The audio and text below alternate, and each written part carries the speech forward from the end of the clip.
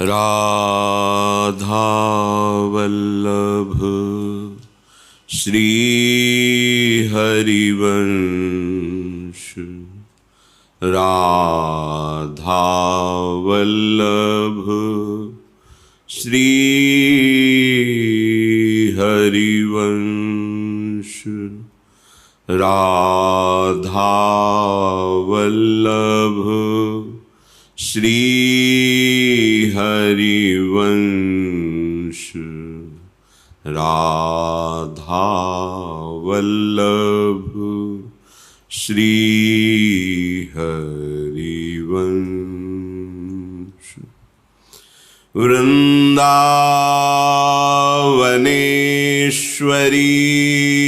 तवैव पदारविन्दम् प्रेमामृतैकमकरन्द रसौघपूर्णम्। हृद्यर्पितं मधुपते स्मरतापमुग्रम्। निर्वापयत् परमो शीतलमाश्रयामि। निर्वापयत् परम शीतलमाश्रयामि। परम शीतलमाश्रयामि। राधा राधा राधा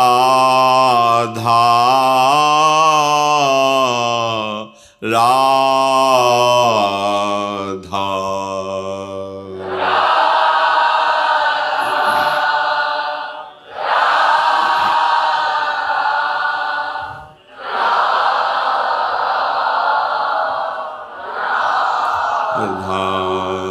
राधा राधा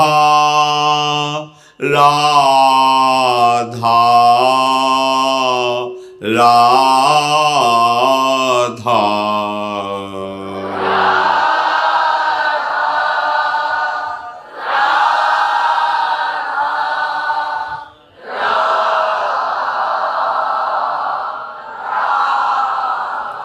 राधा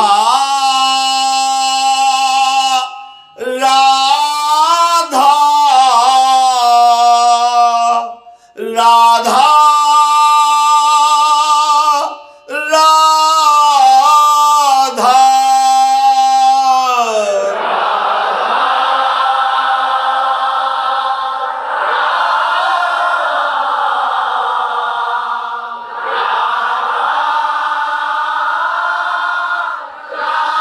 राधा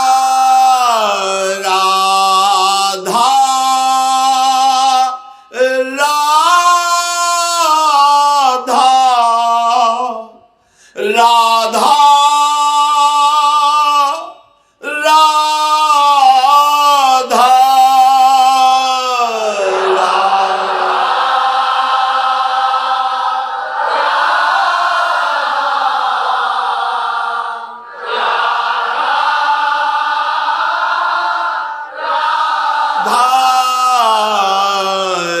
राधा राधा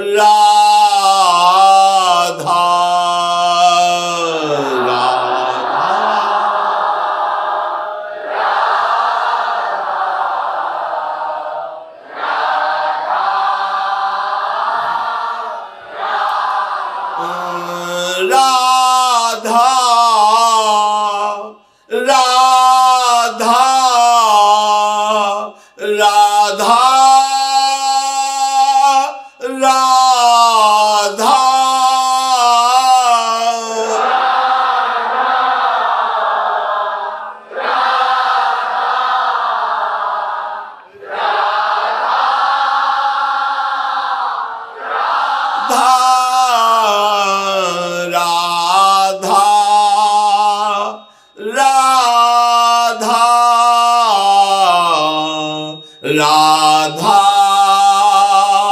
राधा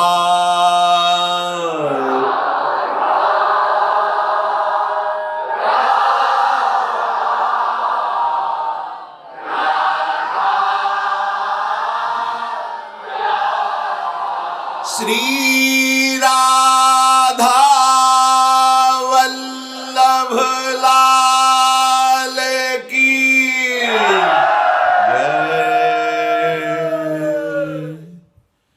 परम सच्चिदानंद घन प्रेम आनंद स्वरूप नवनिभृत निकुंज परम पावन श्री वृंदावन धाम, श्री वृंदावन धाम के युगल चंद श्री श्यामा श्याम समस्त हित परिकर अहेतु की कृपा, ऐसी अहेतु की कृपा का दांव लग गया है कि यदि हम थोड़ा सावधानी कर ले तो जिस संसार समुद्र से निकलना बहुत ही कठिन है, क्योंकि इसमें बिना बेड़ियों के बेड़ियां पड़ी हुई हैं, बिना हथकड़ी के हथकड़ी पड़ी हुई है।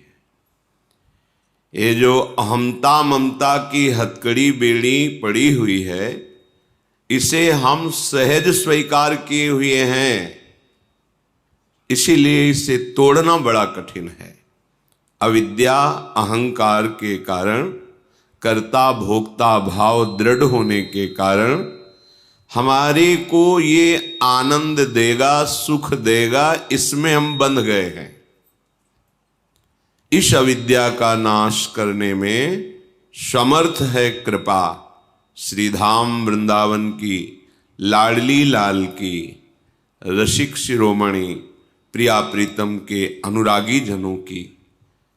जासु कृपा सब भ्रम मिट जाई, जिनकी कृपा ऐसी प्रकाशमयी है कि उसमें भ्रम नहीं रहेगा कि मैं करता हूं, मैं भोगता हूं। जो मन पांच ज्ञानेंद्रियों के साथ विषय भोगों में सुख की खोज कर रहा है, ये भ्रम खत्म हो जाएगा। यदि हम कृपा का आश्रय ले लें तो बहुत शीघ्र हमारे हृदय में ज्ञान का प्रकाश हो जाए।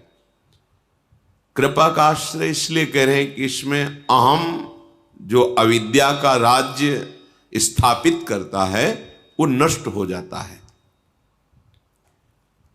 जब हम किसी साधन पक्ष में अहम करके करते हैं तो वो शुभ कर्म हो जाता है, पर वो भगवत प्राप्ति कराने योग्य नहीं रहता। वो बंधन मुक्त करने की सामर्थ्य नहीं रखता, उसे शुभ कर्म कहते हैं। उत्तम लोगों की प्राप्ति हो सकती है, लेकिन आवागमन से मुक्त होकर के परम पद में, परम प्रेम में स्थित होना ये बड़ा कठिन है। हमारे ऊपर कृपा हुई है, अब इस कृपा का हम आदर करें। इसी जन्म में कम समय में हम निश्चिंत हो सकते हैं, निर्भय हो सकते हैं। हमें कोई भय नहीं, कोई चिंता नहीं, बस आश्रय ले लें धाम का, नाम का, प्रियालाल के चरणों का, भगवत प्रेमी महात्माओं का। विश्वास कर लीजिए, यही आश्रय आपको निश्चिंत कर देगा, निर्भय कर देगा।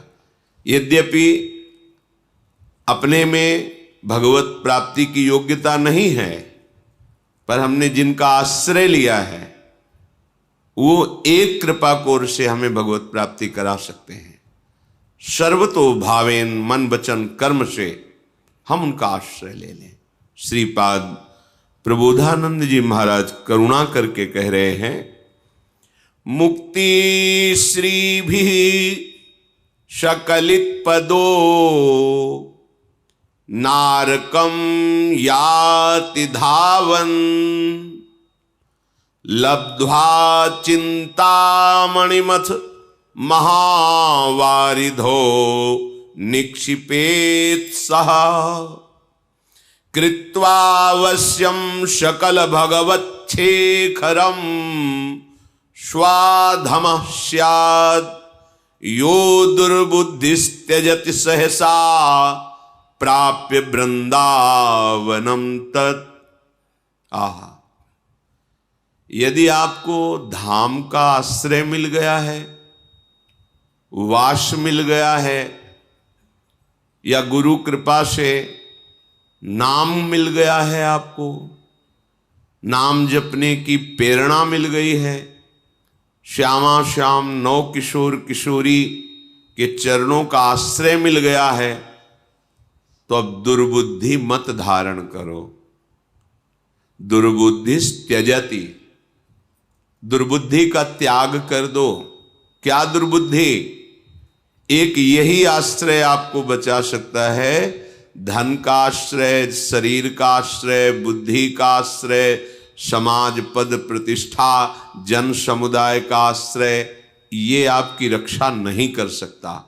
यदि आपने नाम, धाम, श्यामा श्याम, उनके प्रेमी रसिक महापुरुष जन, इनके आश्रय की अवहेलना करके अन्य आश्रय स्वीकार किया, तो कह रहे हैं मुक्ति श्री भी सकलित पदो नारकम याति धावन। मानो मोक्ष पदवी तुम्हारे हाथ में आ गई थी, पर तुमने उसका त्याग करके नरक की तरफ दौड़ पड़े।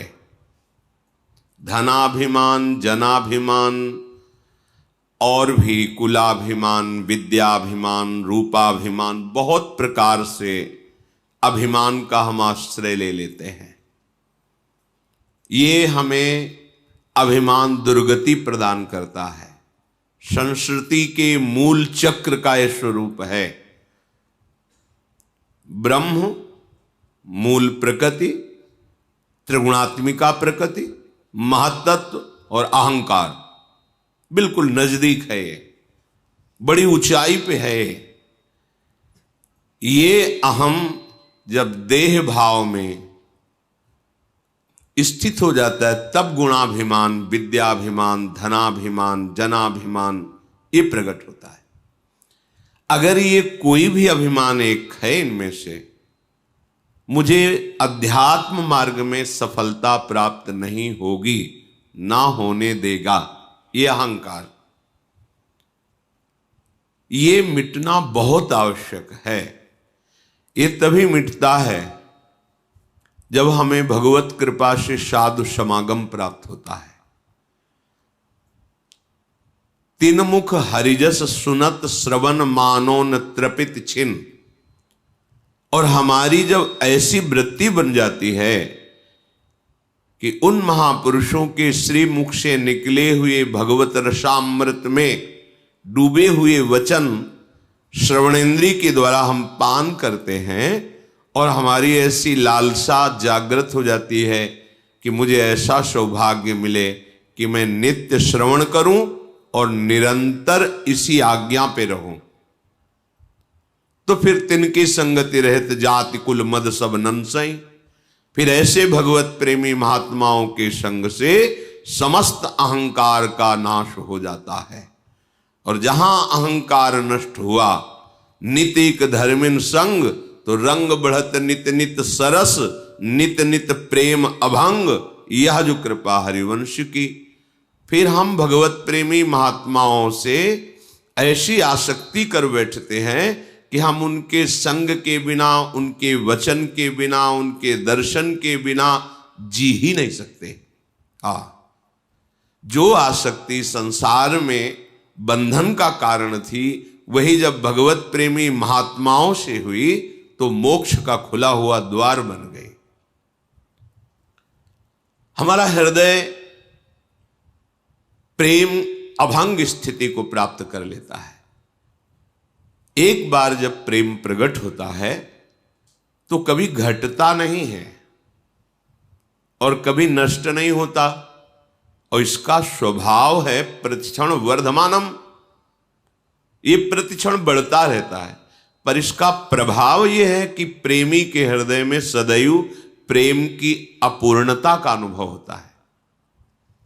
उसको ऐसा लगता है, ये प्रेम का प्रभाव है कि मुझ में किंचन मात्र भी प्रेम नहीं, मैं बहुत अधम नीच हूं, ऐसा अनुभव होता है। जैसे जैसे प्रेम बढ़ेगा वैसे वैसे उसको ये अनुभव होगा।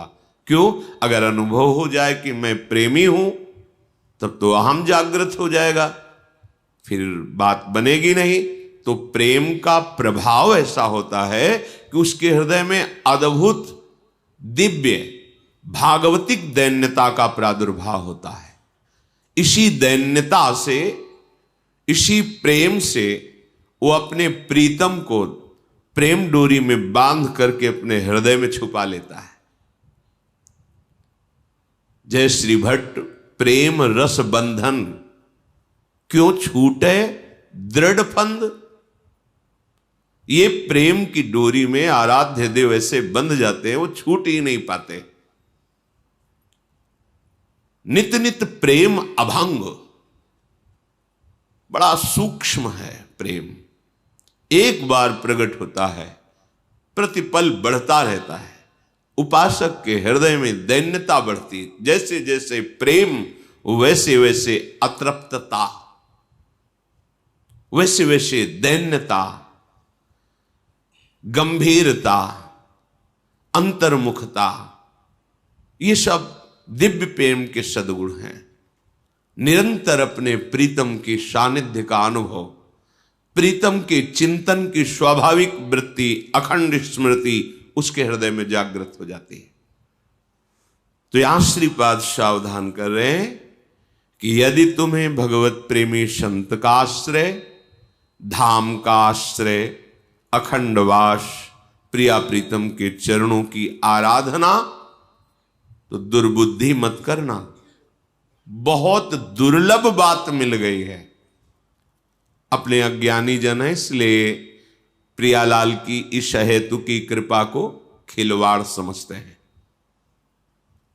ये जो जन्म जन्म से हमारा भटकना हो रहा था, मिटने का समय आ गया अब।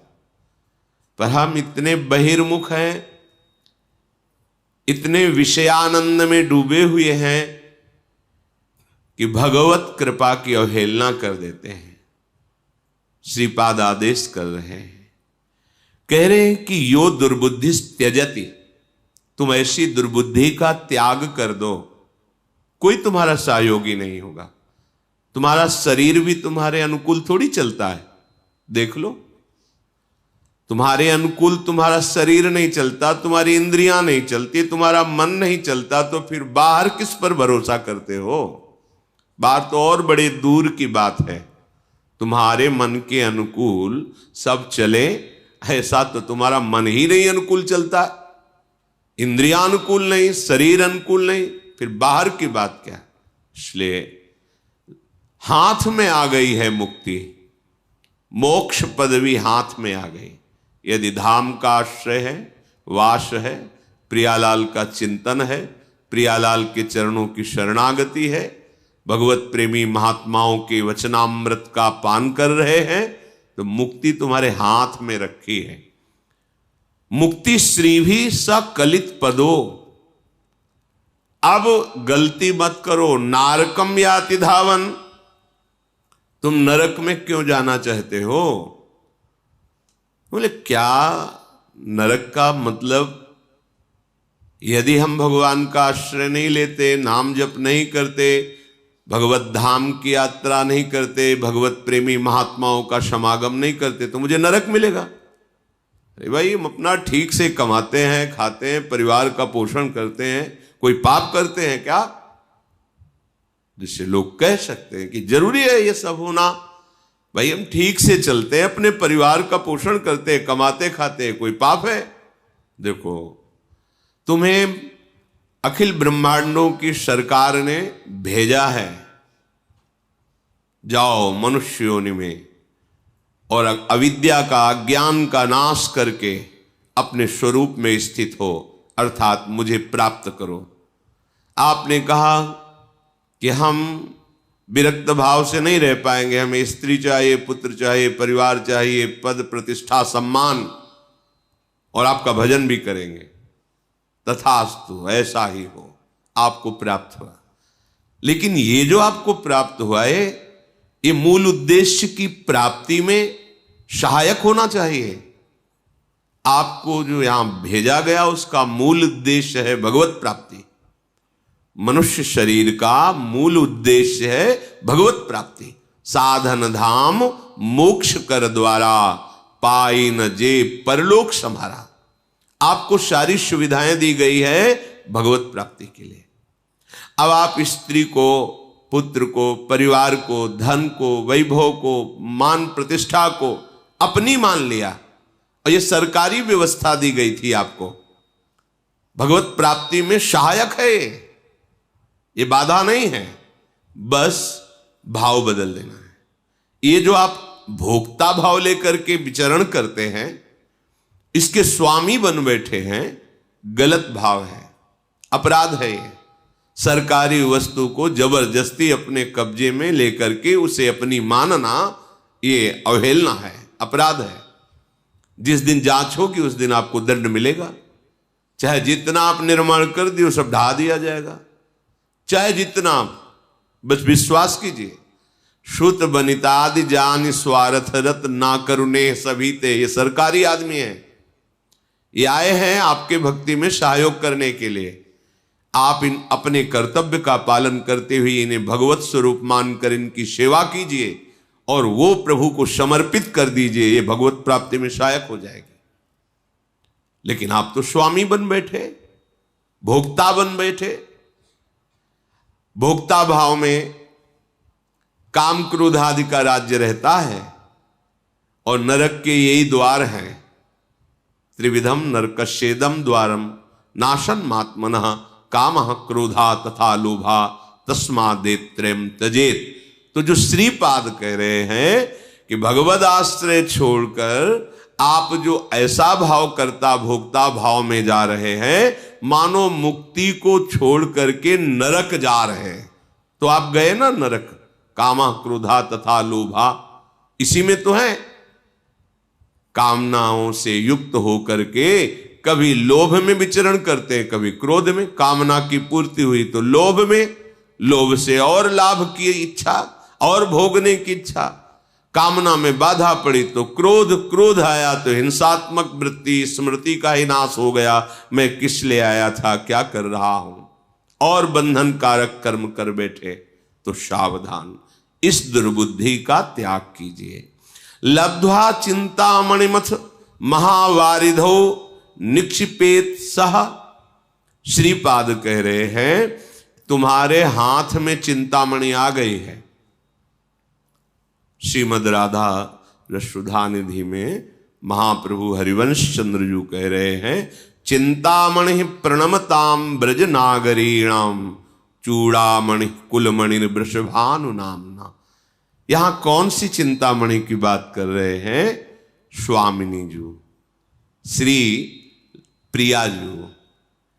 ये लालजू के भी हृदय में परम शीतलता प्रदान करने वाली है, जो अखिल लोकों की कामनाओं को पूर्ण करने वाले, परमानंद का दान करने वाले भगवान श्री कृष्ण हैं।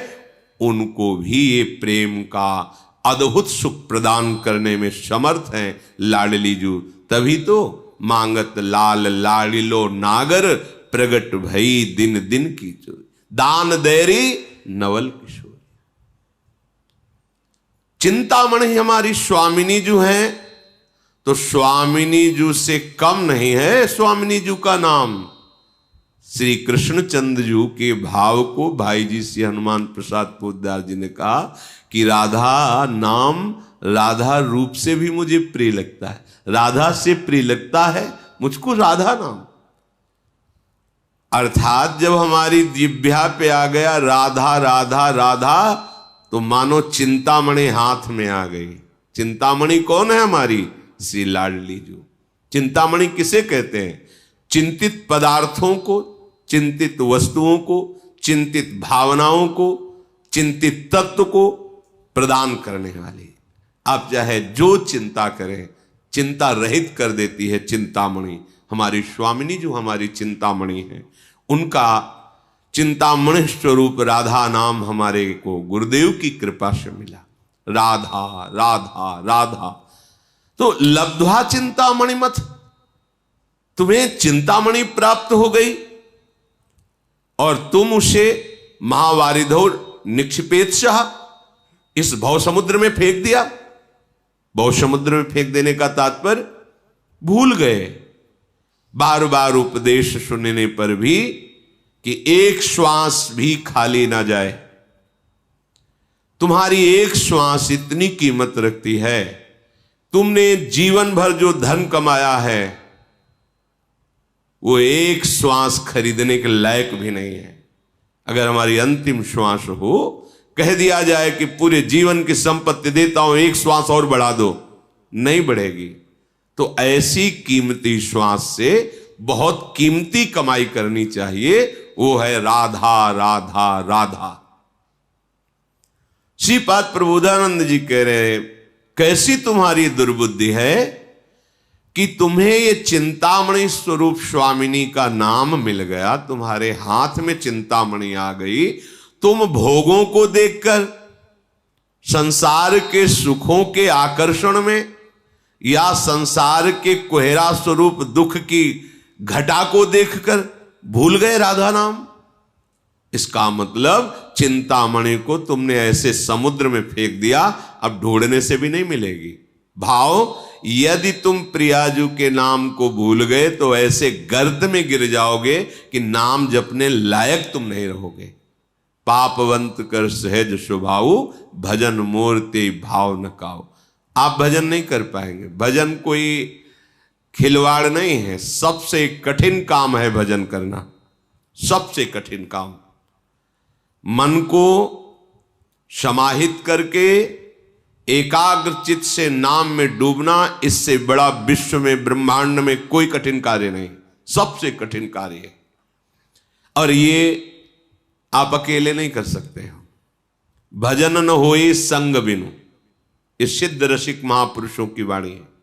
भजन न होए संग बिनु, और भजन बिना नहीं प्रेम।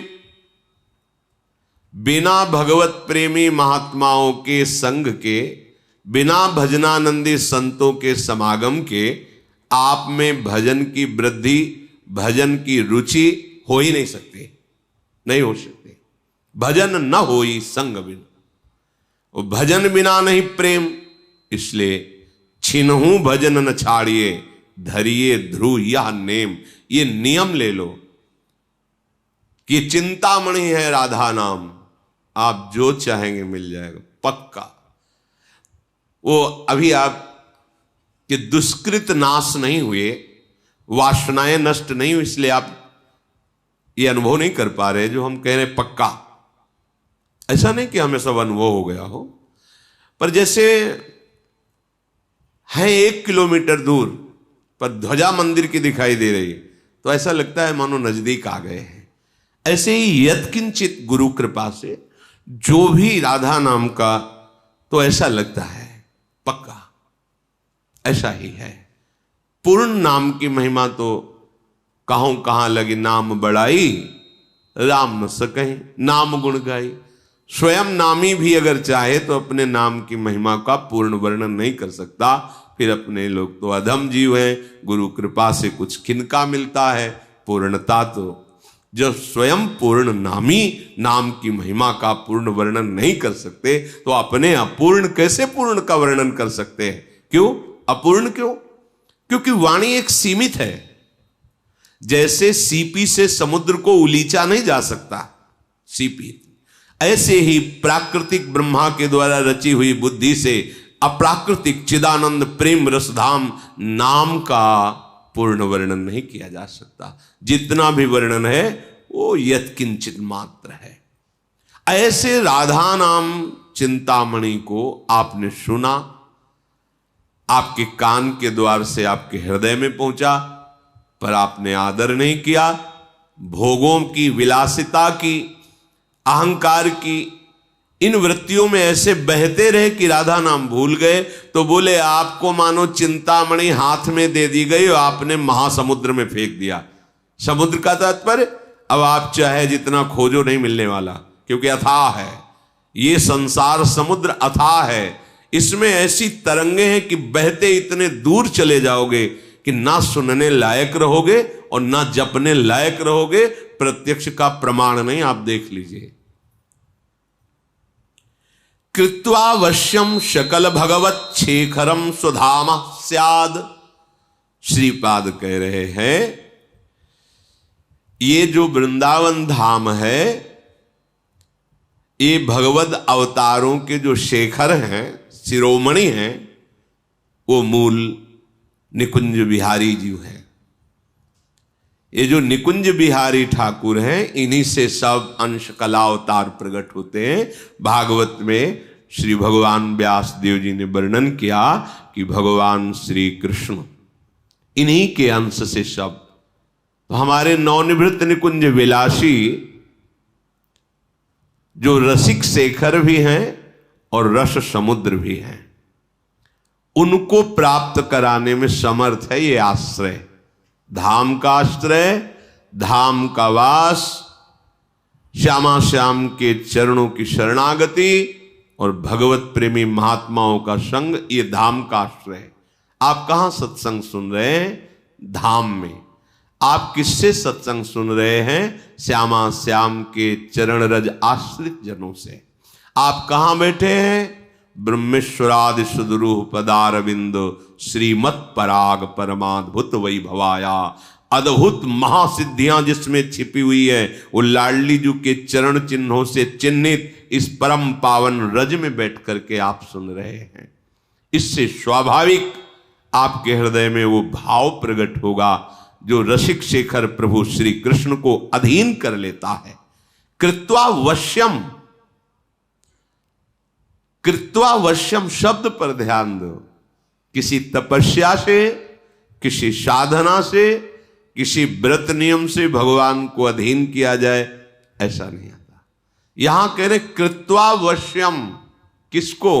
सकल भगवत शेखरम, समस्त भगवत स्वरूपों में जो शिखर पर विराजमान, अर्थात जिनसे समस्त भगवत अवतार प्रकट होते हैं, वो प्रभु श्री कृष्णचंद्र जी, वो नित्य बिहारी श्री लालजू महाराज, इनको अधीन करवा देता है। कौन? श्री धाम का आश्रय, वास, प्रिया प्रीतम की शरणागति, भगवत प्रेमी महात्माओं का संग, ये एक ही बात है।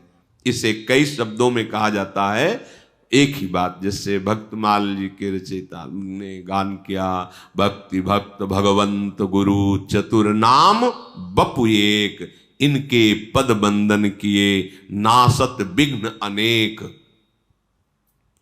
कृत्वावश्यम, फिर आपको विश्वास क्यों नहीं हो रहा?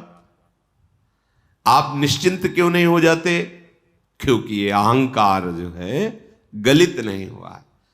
नहीं, अभी इसी क्षण जब हम एक नौका पर बैठते हैं तो हमें नदी पार होने में कोई डर नहीं लगता, क्योंकि भरोसा है इस केवट ने बहुतों को पार किया है, सुदृढ़ नाव है, और हम हंसते खेलते बात करते तरंगों का आनंद लेते हुए उस भयावह दरिया से पार हो जाते हैं।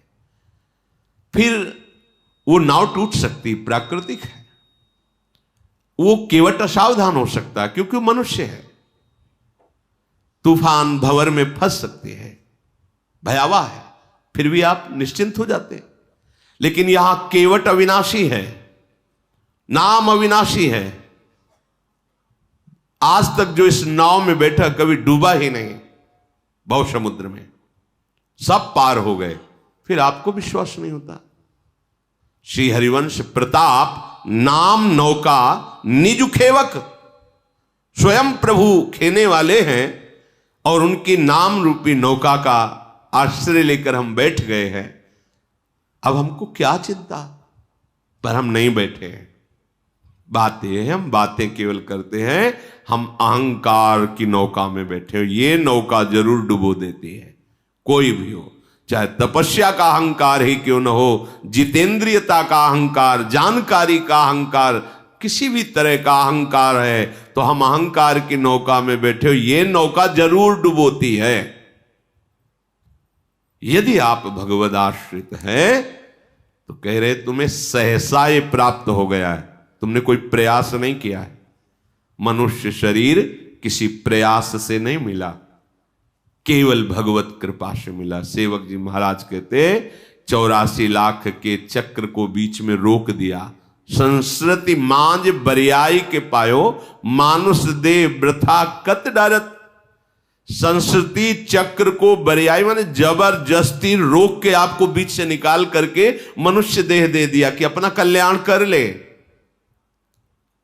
पर हमें ये बात समझ में नहीं आती कि हमारा शरीर दुखों से मुक्त होने के लिए मिला है और हम सुख प्राप्ति हेतु तो वही आचरण करते हैं जिससे और दुख मिल जाए और दुख में बंध जाए। प्रभु से विमुख होकर कोई भी आप आचरण करें वो आपको बांध देगा, दुखों में बांध देगा, चाहे भले शुभ आचरण क्यों ना हो, क्योंकि शुभ आचरण से आपको उत्तम लोक मिलेंगे। उन लोगों की आपके पुण्य बल से भोगों की वृत्तियां जो जो रही वो भोग आएंगे, और जब उन भोगों को भोग कर आसक्त होगे, आपका पुण्य क्षीण होगा, तो जबरदस्ती धक्का मार के हटा दिए जाओगे। उस समय जो दुख होता है तो परिणाम क्या मिला शुभ का? दुख ही तो मिला, फिर मृत्यु लोक में आ गए, बात बनी नहीं। सूक्ष्म विचार उपासक विवेक के द्वारा देखे। भगवत विमुख कोई बड़े से बड़ा शुभ कर्म भी आपको सुख नहीं दे सकता। देवराज इंद्र की पदवी में विराजमान जो हुए महाराज नहुष अपने पुण्य प्रताप से, उन्हीं ने ऐसी गलती कर दी, भोग विलासिता की वृत्ति, जो उनको अजगर योनि में, पीछे आपने महाभारत चरित्र में सुना था, पांडवों के चरित्र में। इसलिए एक ही केवल बात है, भगवद आश्रित, भगवत धाम आश्रित, भगवत नाम आश्रित, भगवत चरण आश्रित जो प्रेमी जन है, इनके समागम से हमारी बुद्धि प्रभु के चरणों में लग जाए। अन्यथा यो दुर्बुद्धिस, ये दुर्बुद्धि नारकम याति धावन, तुम्हें नरक की तरफ घसीटती हुई ले जा रही है। ध्यान दीजिए, अब आपकी दुर्गति का समय नष्ट हो गया है। अब आपके आवागमन चक्र का अंतिम जन्म है, क्योंकि भगवान ने संत समागम दिया, धाम आश्रय दिया, नाम जपने की प्रेरणा दी। अब चूकना मत। यदि अब दुर्बुद्धि करोगे तो पता नहीं किस युग में, किस कल्प में ये अवसर मिलेगा जो अभी अपने को मिल रहा है।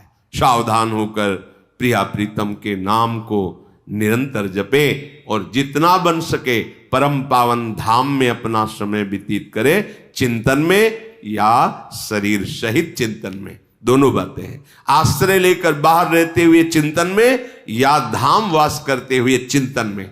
धाम वास कर रहे चिंतन प्रपंच और संसार का अभी ठीक बात बनी नहीं। हमारा तन और मन दोनों से धाम वास होना चाहिए। तन से नहीं हो रहा कोई चिंता की बात नहीं, पर मन से तो आप कर ही सकते हैं, और मन जहां होता है वहीं उपस्थिति मानी जाती है। चलते हैं। मार्कंडेय जी काम्यक वन में महाराज युधिष्ठिर को वनवास के समय बता रहे हैं कि आपको ही कोई ऐसा कष्ट नहीं। स्वयं भगवान श्रीहरि जब राम रूप में अवतरित हुए तो देखो उनका कैसा कैसा पावन चरित्र, कैसी कैसी भारी समस्याएं प्रकट हुई हैं। इसलिए महाराज आप दुखी मत हो। मार्कंडेय जी सुना रहे हैं भगवान राम का पावन चरित्र। प्रसंग चल रहा है, तीर्थराज प्रयाग पहुंच चुके हैं श्री भरत जी महाराज राम दर्शन हेतु। प्रयागराज जी की महिमा को जानते हैं भरत जी कि धर्म अर्थ काम मोक्ष सब कुछ देने में समर्थ है तीर्थराज प्रयाग। भरत जी ने कहा कि क्षत्रिय कुल में रघुवंश में जन्म हुआ, इसमें हाथ फैलाना निषेध है। पर मांगो भीख त्यागी निज धर्मो, आरत काहन करे कुकर्मु, अस जिय जानी सुजान सुदानी, सफल करहि जग जाचक बानी। हे तीर्थराज प्रयाग, मांगना मेरा स्वभाव नहीं है। मुझे जो जिस कुल में जन्म मिला है रघुवंश में, उसमें हाथ फैलाना स्वभाव नहीं, धर्म के विपरीत आचरण है। फिर भी आज मैं हाथ पसार कर आपसे भीख मांग रहा हूं। आप मुझे एक वरदान दीजिए जो आपके पास है। अर्थ धर्म काम मोक्ष ये मुझे नहीं चाहिए। अर्थ न धर्म न काम रुचि, गति न चहो निर्वाण, जन्म जन्म रति राम पद, यह बरदानु न आन। हे परम पावन तीर्थराज प्रयाग, आप कृपा करके मुझे आशीर्वाद दीजिए, मुझे भिक्षा दीजिए कि मेरे कर्म के अनुसार बार बार जन्म हो, जहां भी हो, मैं अपने प्राण प्यारे श्री राम जी के चरणों की अविरल भक्ति से युक्त हूं, प्रभु के चरणों का मुझे प्रेम प्राप्त हो। यद्यपि मैं साबित हो चुका कि स्वामी द्रोही हूं, भरत जी की अद्भुत प्रेम स्थिति है, क्योंकि कैकेयी जैसी मां मिली है। मैं ही निमित्त बना राम वनवास के लिए, मैं ही निमित्त बना महाराज दशरथ जी के प्राण त्यागने का हेतु बना। न राम जी वनवास जाते, न महाराज का अंत समय आता, उस सब का कारण मैं हूं। पर फिर भी मैं आपसे, अधिकारी तो नहीं हूं, पर मैं आपसे मांगता हूं, सीताराम चरण रति मोरे, अनुदिन बढ़ाऊं अनुग्रह तोरे। हे तीर्थराज, सियाराम जी के चरणों में प्रतिदिन प्रेम बढ़ता रहे, ऐसा अनुग्रह, ऐसी कृपा आप कीजिए। भरत जी महाराज की जो दैन्यता है, ये हर प्रेमी हृदय में जब आती तभी आराध्य देव के प्रति ऐसा प्रेम होता है। तनिक भी कहीं कोई भी गुणाभिमान नहीं। भरत जी और प्रभु श्री राम जी में इतना भी अंतर नहीं, वही प्रभु है, पर प्रेम जिसके हृदय में होता है, कहीं भी गुणाभिमान छू नहीं जाता। तो हमारी यात्रा है प्रेम की। किसी भी तरह के, किसी भी अभिमान वृत्ति का जो हृदय में स्फुरण हो, आदर मत कीजिए, स्वीकार मत कीजिए, वो नष्ट हो जाएगी। जब आप सुखी होते हैं उस वृत्ति से, उसका आदर करते हैं, तब आपका पतन शुरू हो जाता है प्रेम मार्ग से। प्रेम दुर्लभ वस्तु है। मेघ चाहे जन्म भर चातक की याद न करे, मांगने पर जल की जगह वो वज्र पत्थर बरसावे। क्या चातक की रटन में कभी कमी होती है क्या? नहीं, उसका और प्रेम बढ़ता रहता है। ऐसा उपासक होता है भगवत प्रेम मार्ग का। जीवन भर उसको ये दुख विपत्ति संकट पे संकट देते रहे,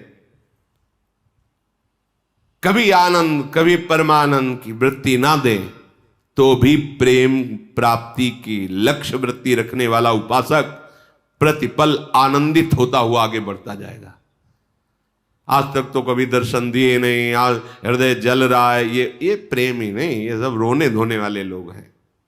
प्रेमी बहादुर होते हैं, सीधा वार हृदय में सहते रहते हैं और आह भी नहीं निकलती, आह भी नहीं निकलती।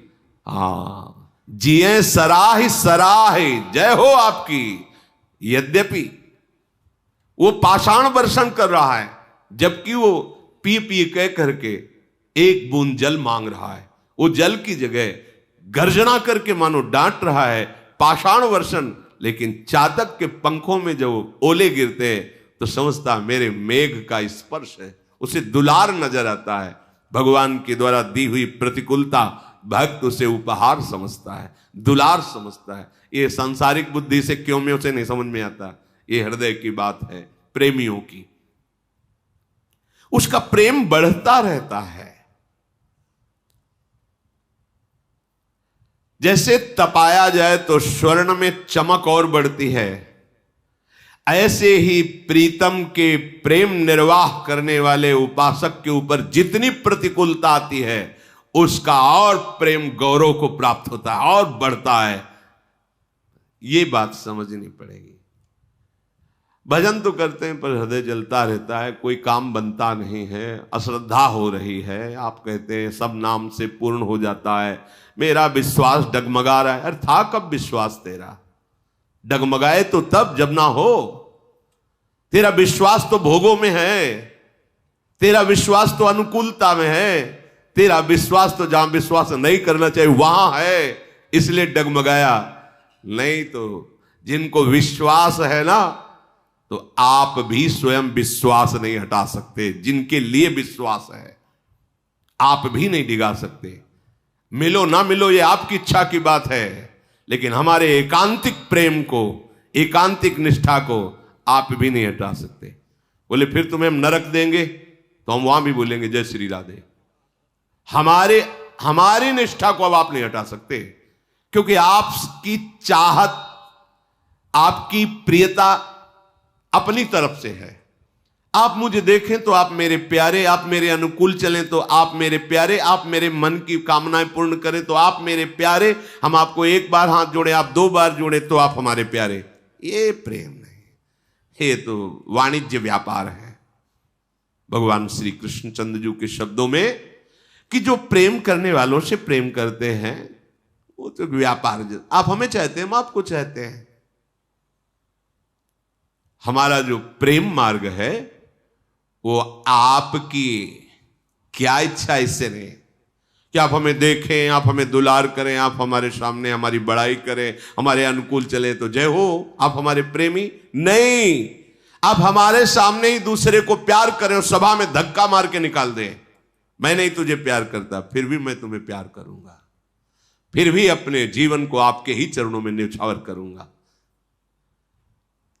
चातक का उदाहरण दे रहे, पी पी कर रहा है, पानी की जगह वो ओले बरसा रहा है, गर्जना करके डांट रहा है, फिर भी वो कैसी निष्ठा। कुछ पक्षियों ने देखा उड़ता हुआ चातक जा रहा है, बोले आओ बैठ जाओ, थोड़ा विश्राम कर लो। बोले नहीं, ये वृक्ष जो है बाहरी जल से सींचा गया है, ये सीधे मेघ से सींचा हुआ वृक्ष नहीं है, इसलिए नहीं बैठूंगा, क्योंकि मैं मेघ से प्यार करता हूं। आगे बधिक ने देखा उड़ता जा रहा है, बाण मारा तो गंगा की धारा में गिरा, चोंच ऊपर कर ली। पक्षियों ने पूछा चोंच ऊपर क्यों किए? भागीरथी का पावन जल तेरी चोंच में चला जाएगा, तू पवित्र मुक्त हो जाएगा, कल्याण हो जाएगा। बोले नहीं, मेरा नाम चातक है, मैं सिर्फ मेघ से बरसे हुए जल को लेता हूं, मरते दम तक गंगा का एक बूंद भी अपनी चोंच में नहीं आने दूंगा। ये है, इसे कहते हैं प्रेमी। चातक का उदाहरण प्रेमी से दिया गया है। प्रेम एक अलौकिक वस्तु है, इसमें स्वार्थ की गंध नहीं है। जहां थोड़ा भी स्वार्थ होता है वहां अभी प्रेम प्रकट नहीं हुआ।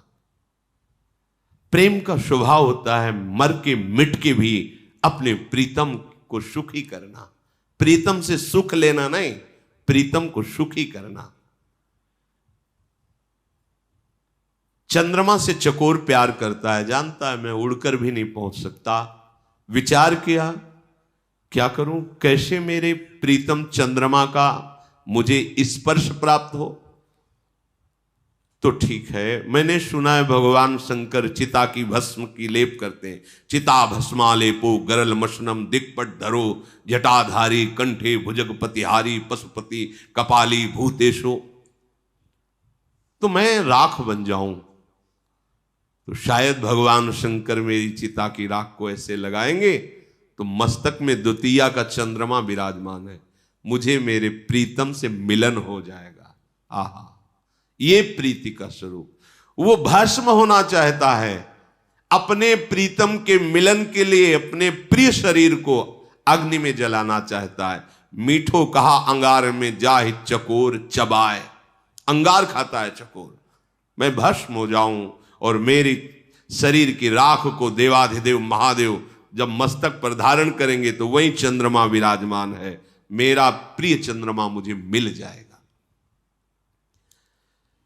जैसे स्वर्ण तपाने पर वो और चमकता है, ऐसे भगवत प्रेमी महात्मा के सामने जब प्रतिकूलताएं आती हैं तो उसका और यशवर्धन होता है, उसका और प्रेम वर्धन होता है।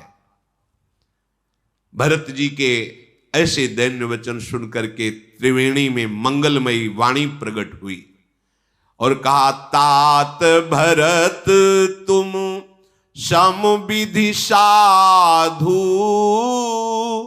राम चरण अनुराग अगाधु, बादी गलानी करहु मन माही, तुम सम राम ही को प्रिय नाही। आकाशवाणी हुई संगम त्रिवेणी में, हे तात भरत तुम सब प्रकार से साधु हो, तुम्हारा हृदय अथाह राम प्रेम में डूबा हुआ है, तुम तो व्यर्थ में ही ग्लानि कर रहे हो।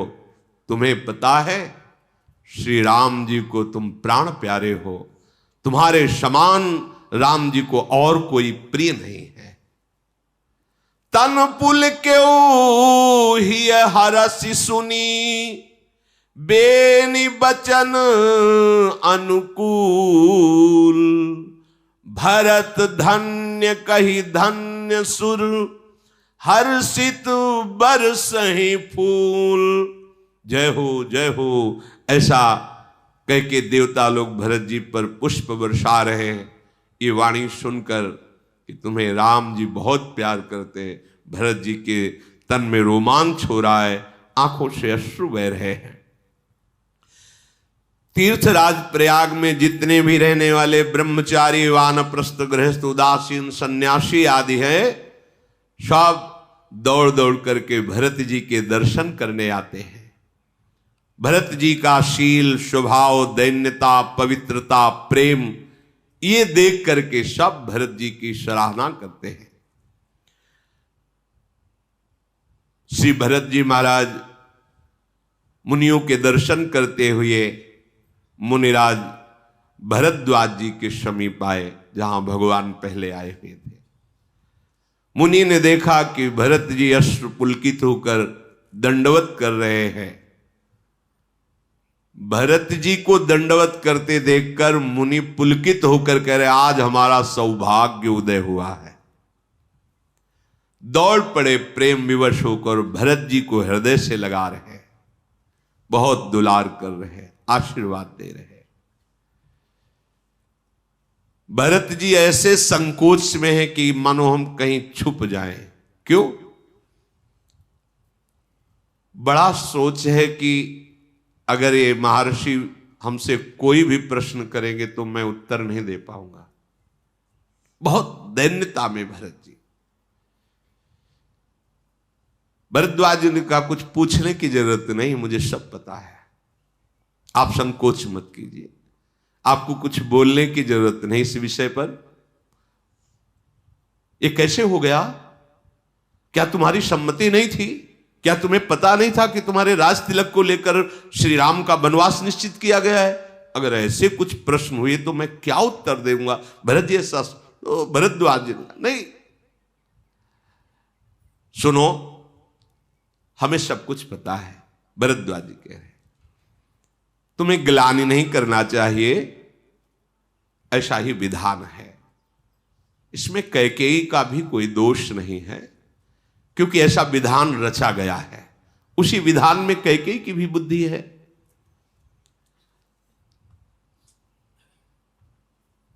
जो विद्वान हैं, वेदमत को जानने वाले हैं, वो कभी किसी को दोष नहीं देते हैं, जानते हैं कि विधान है, प्रभु का विधान हुआ है। तात, तुम्हारा स्वभाव निर्मल है, तुम्हारा विचार निर्मल है, तो तुम्हारा यश भी निर्मल है। तुम बिल्कुल संकोच मत करो। तुम्हारी बड़ाई तो मैं देख रहा हूं इस लोक में और उत्तम लोकों में भी अभी अभी वर्तमान में हो रही है। भरद्वाज जी को पूरा त्रिभुवन ऐसे दिखाई देता है जैसे हथेली पर बेर रख लो, चारों तरफ से देखो, ऐसे वो महापुरुष है कि समस्त ब्रह्मांडों को बैठे बैठे देख रहे हैं ब्रह्मलोक में क्या हो रहा है। ये तो सत्य सिद्धांत है कि पिता जिसे राज्य देता है वही राज्य का अधिकारी होता है। तुमने राज्य स्वीकार नहीं किया, तुमने राम प्रेम स्वीकार किया, तुम सत्यव्रती हो। यदि तुम राजा के पद पर भी बैठ जाते तो राम जी को सुख होता, अधर्म नहीं होता, क्योंकि पिता ने दिया है, लेकिन तुमने उसका त्याग किया और राम प्रेम को स्वीकार किया। भरत जी, मैं जानता हूं ये जो सारे अनर्थों की जड़ दिखाई दे रही भगवान श्री राम का वनगमन, सबको पीड़ा हुई है इससे, पर इसमें बहुत मंगल छुपा हुआ है।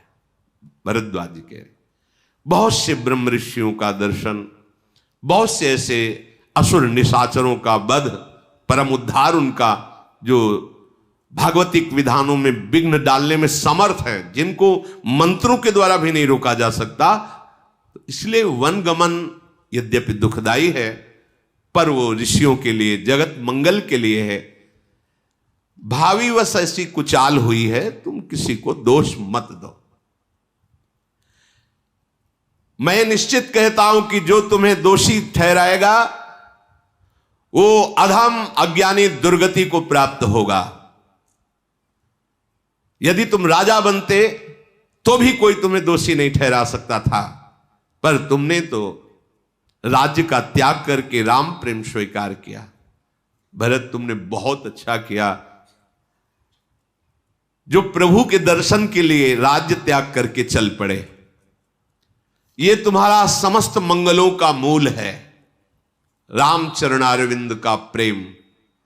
क्योंकि राम ही तुम्हारे धन है, जीवन है, प्राण है।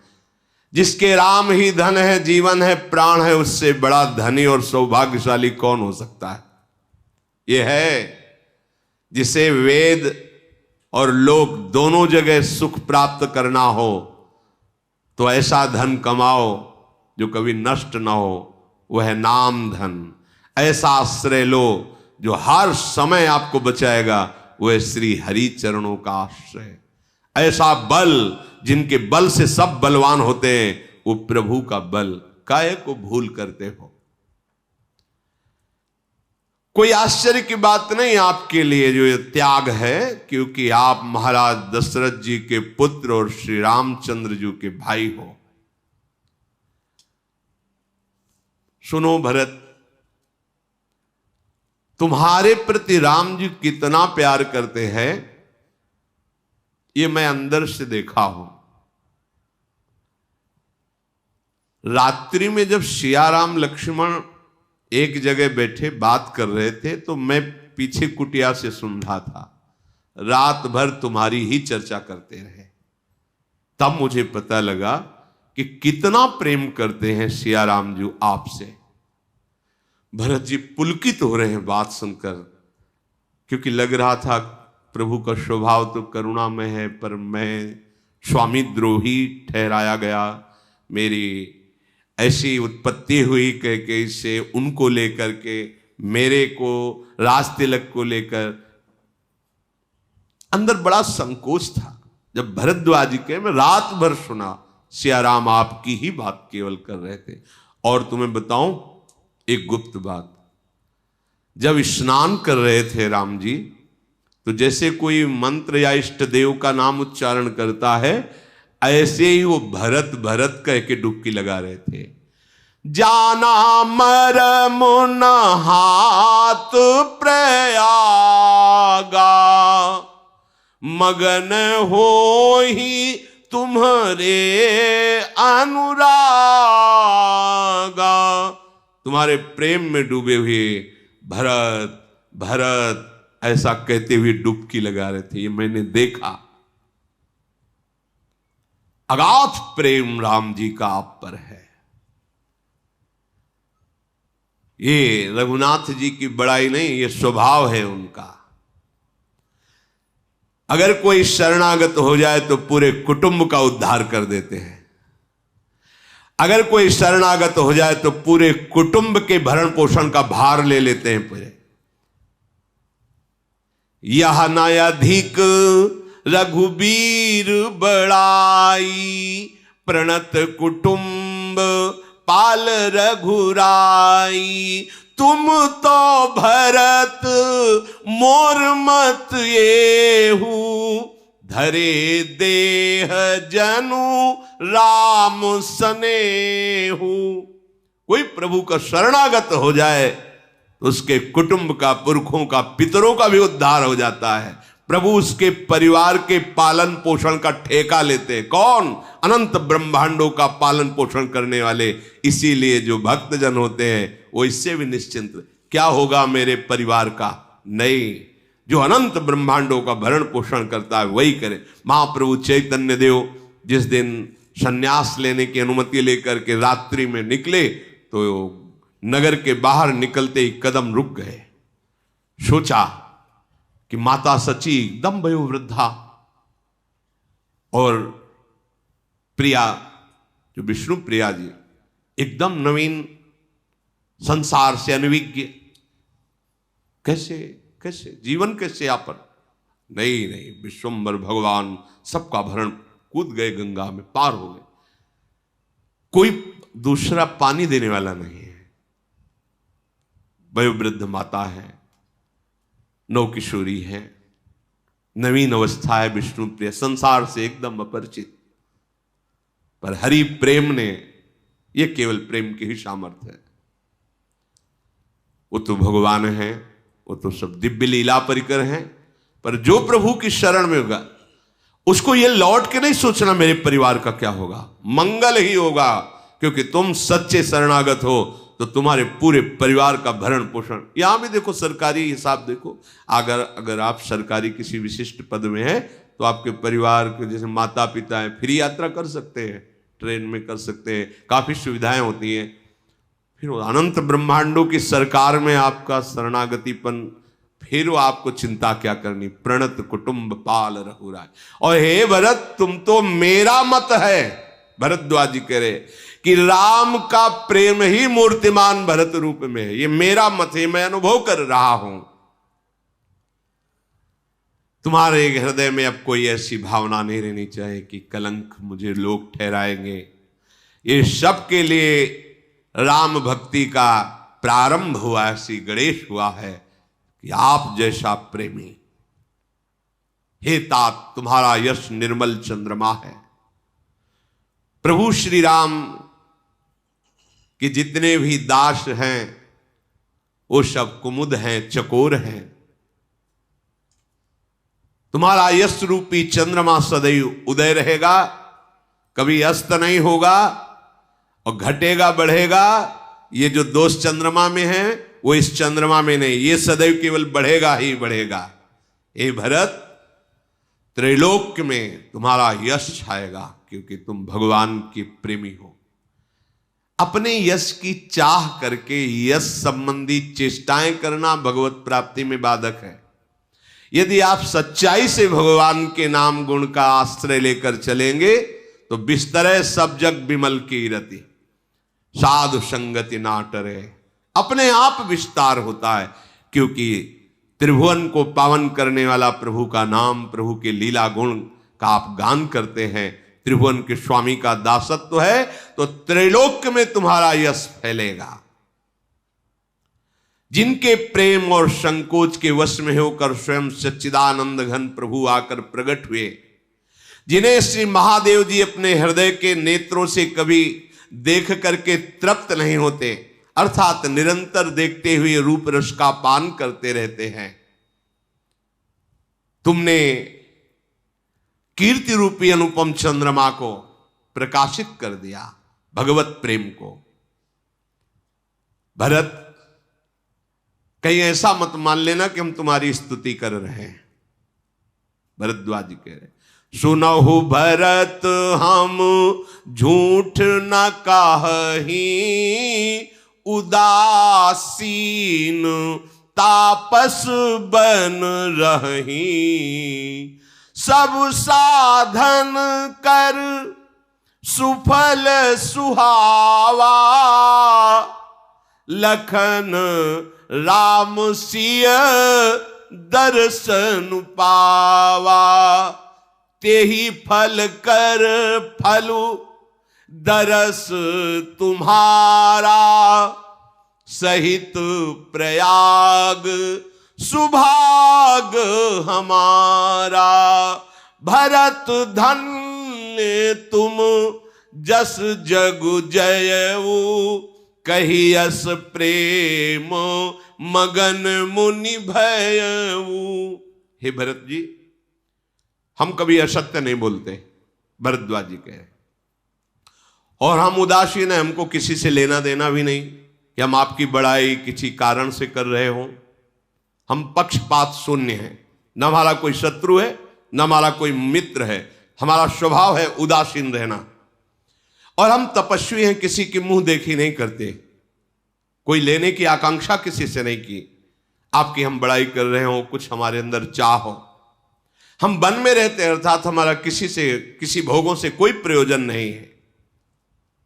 सच्ची बात, हमारी जितनी साधना थी उसका मुझे फल मिला, सिया राम जी का साक्षात दर्शन। और भरत, हम सत्य कहते हैं, ये बात बहुत जरूरी। समस्त साधनाओं की सफलता भगवत साक्षात्कार में है। भरद्वाज जी ने कहा, मैं सत्य कहता हूं, उदासीन रहता हूं, वनवासी हूं, तपस्वी हूं, किसी लोभ प्रलोभन से मैं किसी की स्तुति नहीं करता। पर भरत, जितनी साधना थी उसका फल मिला, सियाराम का दर्शन।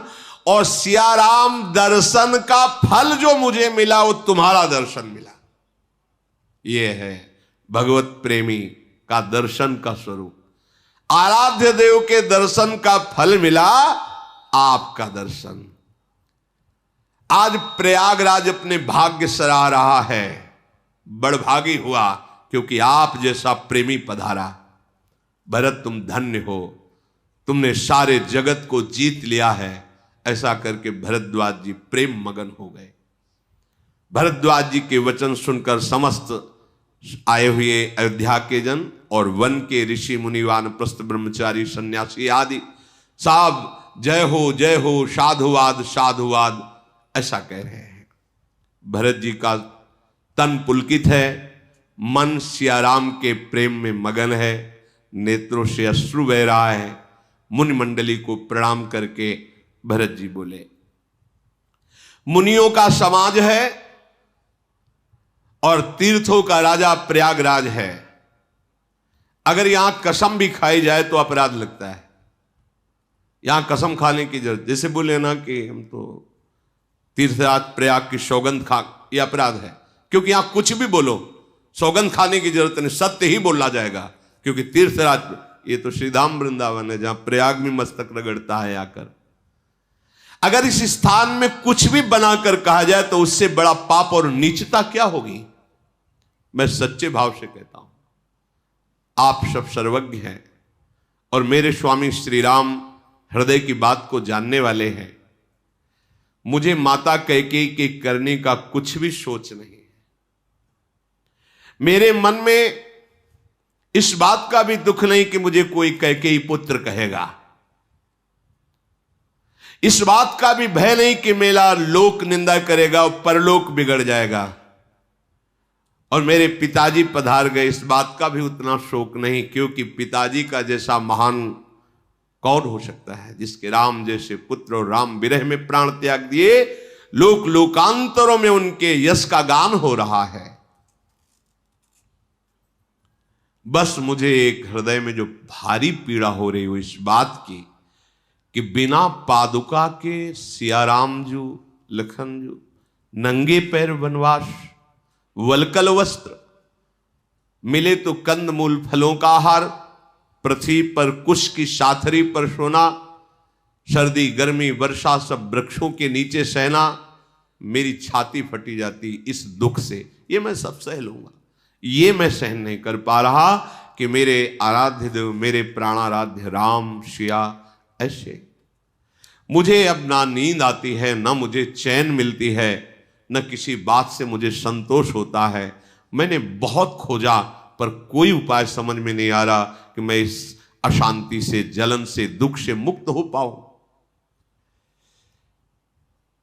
14 भुवनों में मुझे कुछ अब सुख शांति नजर नहीं आ रही। ये मेरे लिए सारा का सारा कुठाट ही लग रहा है। यदि आप सबकी कृपा से श्री राम जी राज्याभिषेक स्वीकार करें और लौट आवें तो अयोध्या बच जाएगी, मेरे प्राण बच जाएंगे और ये जलन मिट सकती है, अन्यथा दूसरे कोई उपाय से नहीं। भरत जी के वचन सुनकर सब सराहना करते हैं। भरद्वाज जी ने कहा सोच मत करो, तुम्हें रघुनाथ जी के जब दर्शन होंगे तो ये जलन मिट जाएगी, देख लेना। भरद्वाज जी ने अपनी ऋषि मंडली के द्वारा कंदमूल फल एकत्रित करवाए थे, वो सब समर्पित किए, पर हृदय में बड़ा संकोच है भरद्वाज जी के कि इतने बड़े अतिथि पधारे हैं, पूरे अयोध्या के सब सैनिक, अयोध्यावासी सब, और कंदमूल फल जंगली, उनसे क्या होगा। इतने में ही समस्त सिद्धियां हाथ जोड़कर खड़ी हो गई भरद्वाज जी के सामने और कहा कि मैं बहुत समय से आपकी आज्ञा का इंतजार कर रही थी, पर आपने दृष्टिपात ही नहीं किया, क्योंकि सिद्धियों को स्वीकार स्वसुख वांछा के लिए करने से भगवत प्राप्ति में बाधा हो जाती है। ये सिद्धि कोई अच्छी चीज नहीं है, माया का आखिरी बाण है जिसमें तपस्वी उपासक को गिरा दिया जाता है।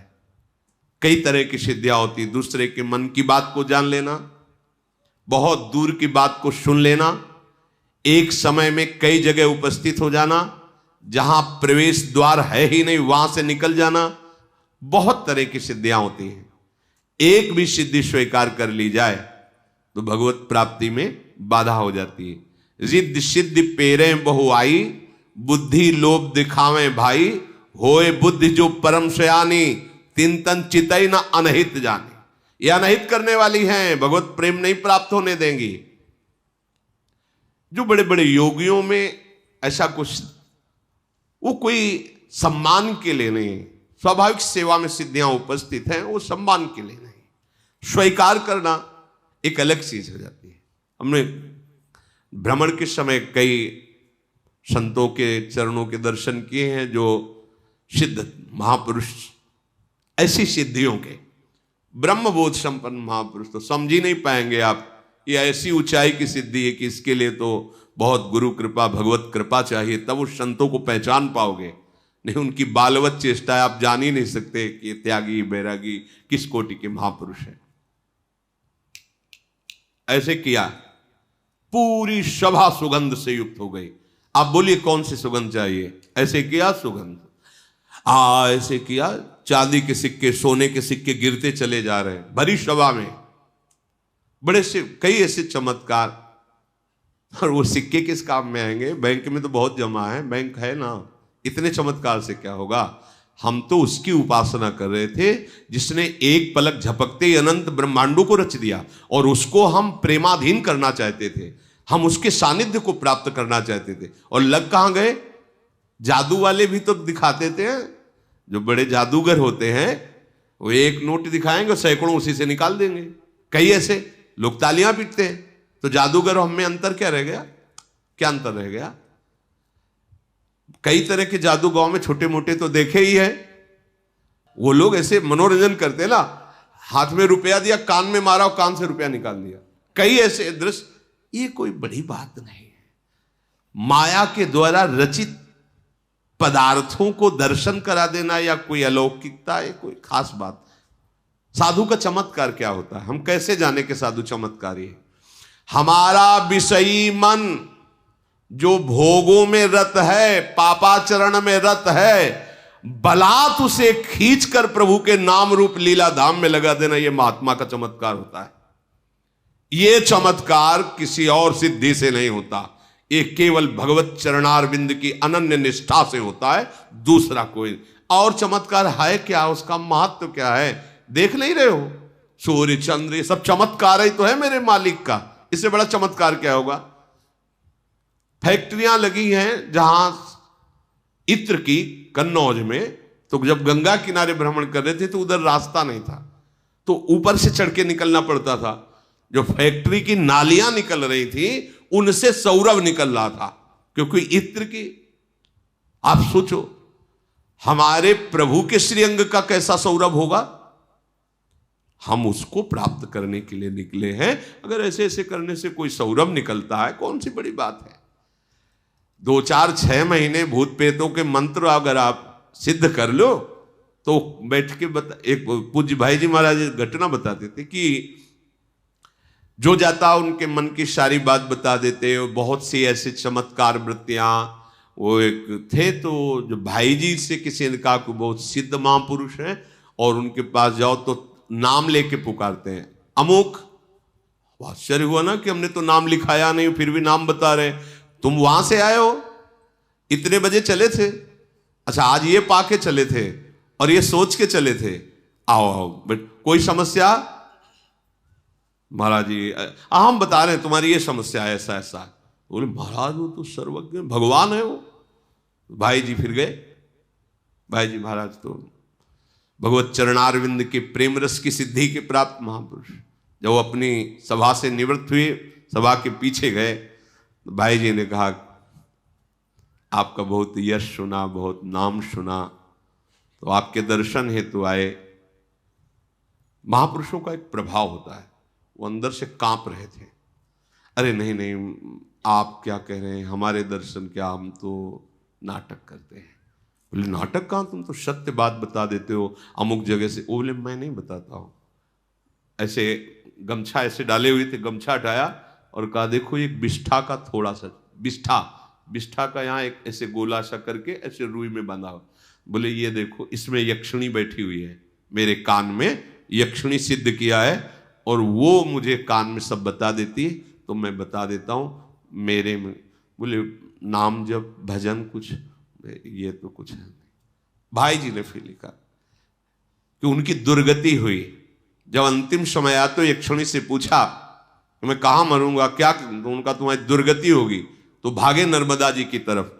तो उठा के पटक दिया कि जीवन भर हमको अधीन रखा है, हमसे जानकारियां ली, अब जीवन भर तुझे मैं अधीन रख। मार दिया उसे, यक्ष बना लिया, अपने साथ रख लिया। कहीं छोटे मोटे मंत्रों की आराधना करके जैसे भूत प्रेत आज छोटी मोटी सिद्धियां, ये सब नहीं। भगवान की अविरल भक्ति से बढ़कर कोई सिद्धि नहीं, कोई परम लाभ नहीं। अच्छे से समझ लो, इस सिद्धि से सब सिद्धि प्राप्त हो जाती है। सब सिद्धि का मतलब कोई चाह ही नहीं रह जाती, सब रूपों में प्रभु है ऐसा अनुभव हो जाता है। अब किसको चमत्कार दिखाना, क्या चमत्कार दिखाना। भगवान के नाम में जितनी सामर्थ्य सी किसी भी सिद्धि में सामर्थ्य नहीं। एक बार ब्रज के दर्शन हेतु श्री नामदेव जी महाराज, ज्ञानदेव जी महाराज बड़े महामहिम। ज्ञानदेव जी महाराज तो अपार सिद्धियों से परिपक्व, अभी नवकिशोर अवस्था है और 1400 वर्ष का चांगदेव योगी। वो सिंह पे बैठ के काले नाग की चाबुक लेके अपना प्रभाव दिखाने के लिए तो चबूतरे में बैठे थे ज्ञानदेव। तो जड़ चबूतरा चल पड़ा, तो वो उतर करके साष्टांग प्रणाम की कि हम तो चैतन्य सिंह को, चैतन्य सांप को वश में कि ये तो जड़ चबूतरा चढ़ पड़ा। तो जब नामदेव जी और ज्ञानदेव जी ब्रजमंडल के दर्शन है तो एक जगह प्यास लगी तो सूक्ष्म रूप रखा, ज्ञानदेव जी ने कुएं से जल पी के आ गए। नामदेव जी से कहा कि हमको तो ऐसा कुछ लगता नहीं, कोई ऐसी सिद्धि नहीं, पर इतना जानते हैं कि प्रभु के नाम में अपार सामर्थ्य। विट्ठल विट्ठल विट्ठल, कुएं का जल उठना, सामने से कुएं का जल बहने लगा, चुल्लू में बह। सब सिद्धियों से बड़ी सिद्धि नाम। जो नामी को अधीन कर ले, छोटी मोटी प्रकृति की वस्तुओं की बात क्या, तो कह दे कि फिर ऐसे भजनानंदियों को साधारण आदमी थप्पड़ मार के चले जाते हैं, निंदा कर देते हैं, अवहेलना कर देते हैं, उनको तो भस्म हो जाना चाहिए। नहीं, नाम ये सामर्थ्य देता है भक्त को कि बड़े से बड़े अपराध करने वाले का भी मंगल हो, अमंगल ना हो। ये तुम पार्थिव बुद्धि से नहीं समझ पाओगे। ये नाम की महिमा है। वो नाम जापक जो महापुरुष भगवत अनुराग के मार्ग का पथिक है, उसकी इसी बात में कसौटी है कि दूसरा उसका अपमान करे और वो उसका मंगल करे। इसीलिए उमा संत कहे इह बड़ाई, वो मंद करत जो करे भलाई, वो मंद कर रहा है, वो उसकी भलाई कर रहा है। समस्त रिद्धिया सिद्धिया सुनि रिधि सिद्धि अणिमादिक आई, आयसु हो ईसो करही गोसाई। रिद्धियां सिद्धियां हाथ जोड़कर खड़ी हो गई और भरद्वाज जी से कहा कि आज तक मैं आपकी केवल आज्ञा की बाट जो हो रही थी, आज अवसर है, यदि आप आज्ञा कर दे तो मुझे सेवा मिल जाएगी। भरत जी की, अयोध्या वासियों की सेवा मिल जाएगी और सब विरह में हैं। मैं ऐसे सुख की वृत्तियां प्रकट करूंगी जिससे इन सब का विरह शांत हो जाए। भरद्वाज जी ने मुस्कुरा करके कहा, ठीक है, अतिथि पधारे हैं, करो पहुनाई करो, इनका स्वागत करो। जे ही ऐसी आज्ञा हुई तो भगवान श्री राम के प्रेम में डूबे हुए भरत जी को सुख पहुंचाने के लिए सिद्धियों ने अतुलनीय वैभव प्रकाशित कर दिया।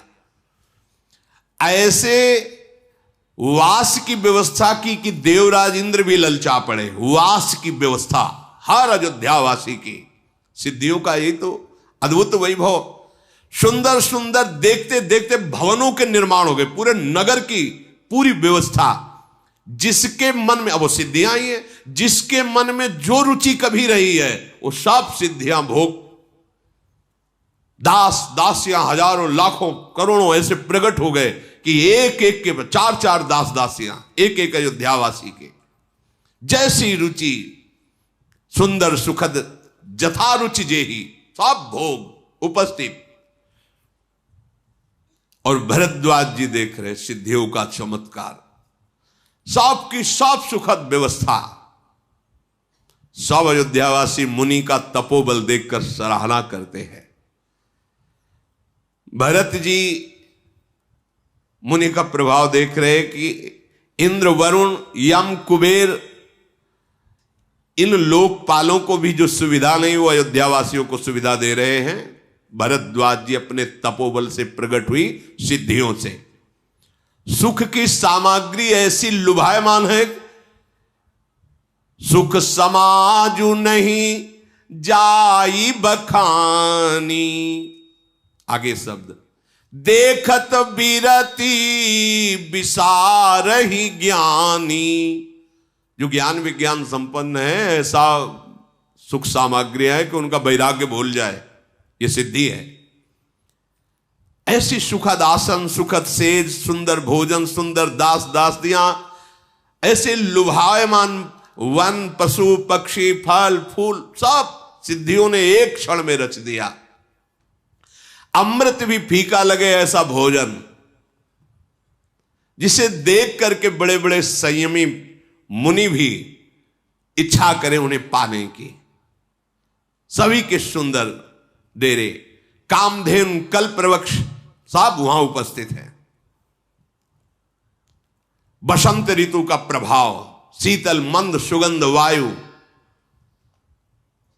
जो चाहिए भरद्वाज ऋषि की तरफ से धर्म अर्थ काम मोक्ष, माला चंदन सुंदरी, जो जो सब भोग, सब अयोध्यावासियों के लिए। ऐसा भोग विलास जिसका वर्णन नहीं किया जा सकता। पर राम विरही जनों को ये भोग आकर्षित नहीं कर पाए। सुंदर सैया में भी लेटे हा राम हा राम। किन्हीं किन्हीं को तप का प्रभाव, सिद्धियों का प्रभाव थोड़ा हर्ष दिया, थोड़ा सा, पर फिर राम विरह ने अपना अधिकार जमा लिया, हा राम हा। लेकिन भरत जी के हृदय में, अयोध्यावासियों के हृदय में तो प्रभाव पड़ा थोड़ा थोड़ा सा, पर फिर राम विरह, फिर कभी थोड़ा सा। लेकिन संपत्ति चकई भरत चक मुनि आय सुखिलवार, तेहि निसी आश्रम पिंजरा, राखे भाभिनुसार। ये सब सिद्धियों का विलास चकवी है और भरत जी चकवा है, और मुनि का ये खिलवाड़ जो है, आश्रम रूपी पिंजड़े में मानो दोनों को बंद कर दिया। पर चकवी चकवा का कभी रात में मिलन नहीं होता। एक पिंजड़े में बंद कर दो तो ये इधर मुख ये रहेगी, ये इधर मुख की रहेगी। तो बोले भरत जी की प्रति भरद्वाज जी की आज्ञा रूपी खिलवाड़ से सिद्धियों ने समस्त भोग वैभव रचा, लेकिन रात भर कोई भी प्रभाव किसी सिद्धि सुख का भरत जी के हृदय पर ऐसे नहीं पड़ा जैसे खिलवाड़ में एक पिंजड़े में चकवा चकवी को बंद कर दिया जाए तो एक इधर मुख उधर मुख, अर्थात राम विरह में रात भर आंसू टपकते रहे। ये सिद्धियों का चमत्कार कुछ भी हृदय में तनिक भी आकर्षण नहीं पैदा कर पाया। रात व्यतीत हो रही, प्रातः काल का समय आ रहा है। शेष चर्चा की। श्री राधा वल्लभ लाल की जय।